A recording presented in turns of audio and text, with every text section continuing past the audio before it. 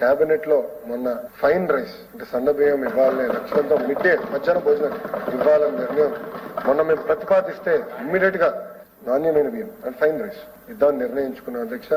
దానికి ముఖ్యమంత్రి గారు ఇమ్మీడియట్ గా ఎస్ అని చెప్పి ఇవ్వండి, నో ప్రాబ్లం అని చెప్పారు అధ్యక్ష. దాని కారణం కూడా ఏంటో చెప్తాను అధ్యక్ష.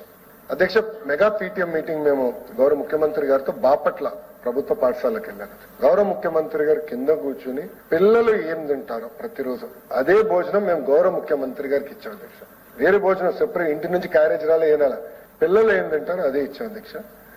అక్కడి నుంచి హెలికాప్టర్ గన్నవరం ఎయిర్పోర్ట్ వచ్చేదానికి సుమారుగా 35-40 నిమిషాలు పడుతుంది. 35 నిమిషాలు అనుకుంటా అధ్యక్ష. ఆ 35 నిమిషాలు మధ్యాహ్నం భోజనం గురించి ముఖ్యమంత్రి గారి డిస్కషన్. నాణ్యత పెంచాలి, పౌష్టికాహారం కేవలం ఆకలి తీర్చడం కాదు, పౌష్టిక ఆహారం అందించాలి అని చాలా స్పష్టంగా చెప్పారు.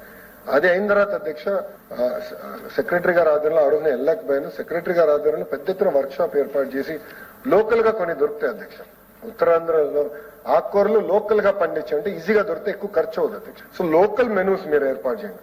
సెంట్రలైజ్ మెనూస్ పెట్టి రుద్దద్దు. లోకలైజ్ మెనూస్, లోకల్ టేస్ట్ ఉంటాయి అధ్యక్ష. ఇప్పుడు మాకు రాయలసీమలో రాగి సంగటి మాకు లోకల్ టేస్ట్ అది.